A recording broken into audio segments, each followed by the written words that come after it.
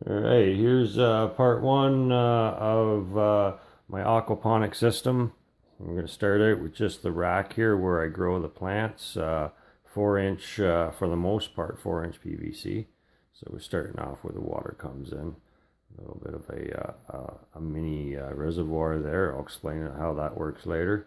We'll go along here with like 10-foot pieces. Altogether, I got 54 plant holders. Now I ran it for a month just to test it out, doing nutrients in the water, making sure that the water flow worked and everything. So I had a couple plants and I transplanted some, but I let some of them die. Anyway, my light wasn't good, but we'll get the lights later on. So we'll come over here. Here's one little cups. Got the clay pellets in there.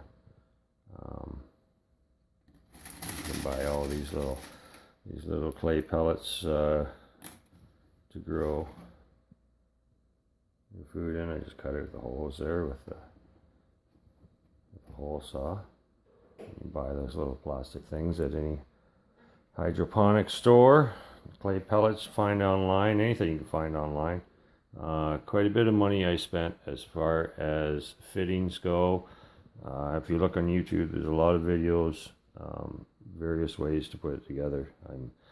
It's in my home, so I wanted it to be pleasing to the eye after I'm done, even with the fish and stuff. So, plus I'm a type of person that if I'm going to do something, I'm gonna take it to its maximum right away. So anyway, this is 54 plants. Water comes in up there, travels down this pipe, down this pipe, down this pipe. Your grade's very important. You don't want your water moving too fast. You don't want it moving too slow, same as your plumbing in your house. I don't have many specs on anything really. I'm not really much of a paper and pen guy, and I'm going to be more and more as I get into nutrients and raising the fish and everything. I'm going to have to be a bit more precise. I'm pretty handy at building stuff. Comes down here, that's that little vent there's just temporary get tape. There's going to be a self-draining grow bed there for root vegetables and stuff that I just haven't done yet, but I'm going to do it before I implement the system.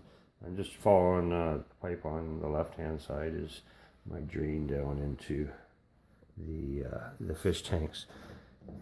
And I try to every once in a while we'll go through everything that I'm doing and when it's operating, and we'll talk about it in future videos. But give you an idea, I got one of these little plant holders in there, like a kind of like a screen.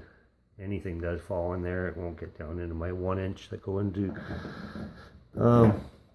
my fish tanks, which you'll see later. So I got a few little traps like that through them. And so anyway, this is just the basic concept for the water flow rack. I'm up on the scaffold right now. I built mine on scaffold. I had some old scaffold and I just painted it, and it looks beautiful. Trim clad, $10, and then now and then so yeah, I don't have to improvise, and it gives me more than enough space up top with some nice boards. I had a bunch of steel and stuff laying around channel, and I just painted everything, put together, bought some nice 2x10s, and I got a nice walkway up here. And down below us is all the filtration and the fish tanks and the reservoir and everything. Just one hose. So, and then up here I'm building, we'll get into this as well. This is just a big, what do they call it? John Mansfield reflective insulation board. Right, you can get it, whatever, your Home Depot. And so anyway, that's reflective backing. I thought it was a good idea. It's nice and light. It's 9 feet. Pretty much covers my whole rack almost, but I can try some other, I got some other lighting ideas I'm going to try later on. But I got these in from China. These are LED grow light strips. I got like 40 of them. Like a whole whack of them. I'm just waiting for the fittings to come in, and I got a bunch of stuff that I just collect stuff. So I got a 12 volt regular. These are 12 volt. So I think my first experiment is I'm just gonna gonna silicone these all along wherever. I'll figure out the design as I go. I know a little bit about these LED lights. We can get into the different types and everything later on. But my overall goal is to make this a self-contained off-the-grid system.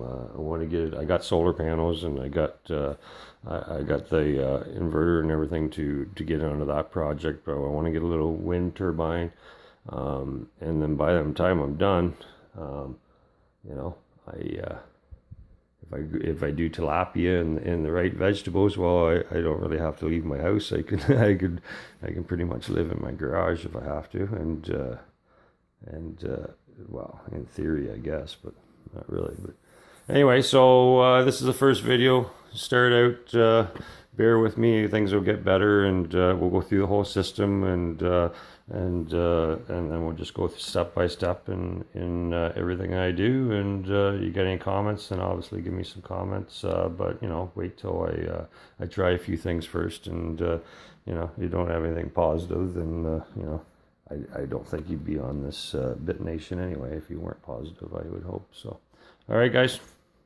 talk to you later.